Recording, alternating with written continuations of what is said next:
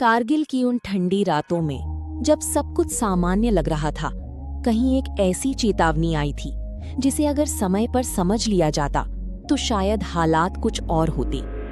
एक छोटा सा संकेत, एक अनदेखी जानकारी, और धीरे धीरे पूरी सीमा एक खामोश खतरे में बदल रही थी।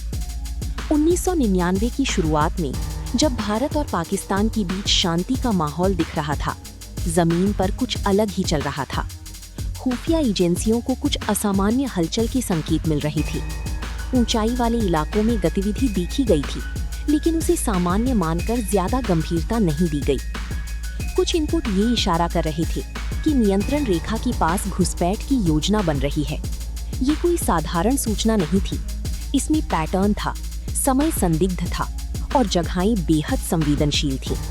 लेकिन एक धारणा ने सब पर पर्दा डाल दिया, इतनी कठिन परिस्थितियों में बड़े स्तर पर घुसपैठ संभव ही नहीं है। यही सोच सबसे बड़ी गलती बन गई।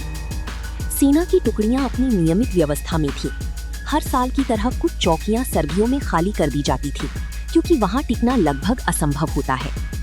इसी खालीपन का फायदा उठाकर एक सुनियोजित योजना चुपचाप आगे बढ़ रही थी। संकेत मिल रहे थे, लेकिन उन्हें जरूरी गंभीरता नहीं मिली। खुफिया जानकारी और जमीनी आकलन के बीच दूरी थी, और जब समझ में स्पष्टता नहीं होती तो फैसले देर से होते हैं। मार्च और अप्रैल के बीच कुछ स्थानीय चरवाहों ने भी ऊंचाई पर अनजान लोगों को देखने की बात कही, लेकिन उनकी बात को भी शुरुआत में खास महत्व नहीं दिया गया, क्योंकि माहौल पहले से तय था, सब ठीक है। फिर एक दिन गश्ती दल ने जो देखा, उसने सब कुछ बदल दिया। ऊंचाइयों पर मजबूत ठिकाने, प्रशिक्षित लड़ाके और एक ऐसी तैयारी जो साफ बता रही थी कि ये कोई छोटी घुसपैठ नहीं है। तब तक बहुत देर हो चुकी थी। अब ये सिर्फ घुसपैठ नहीं थी, ये एक रणनीतिक कब्जा बन चुका था। दुश्मन ने उन जगहों पर पकड़ बना ली थी जहां से उसे सीधा फायदा मिल रहा था।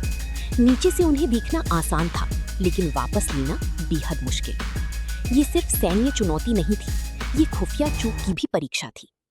अचानक जो इलाके पहले कम महत्वपूर्ण माने जाते थे, वही युद्ध का केंद्र बन गए। हर कदम जोखिम भरा था, हर निर्णय सोच समझ कर लेना पड़ रहा था।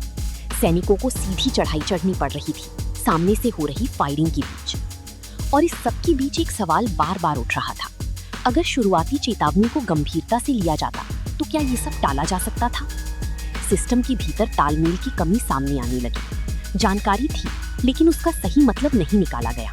संकेत थी, लेकिन उन्हें जोड़ा नहीं गया। और जब तक सच्चाई सामने आई, तब तक दुश्मन अपनी स्थिति मजबूत कर चुका था। ये वो समय था जब हर फैसले का असर सीधी सैनिकों की जान पर पड़ रहा था। हर मिशन एक जोखिम था, हर सफलता के पीछे एक बड़ी कीमत छिपी हुई थी।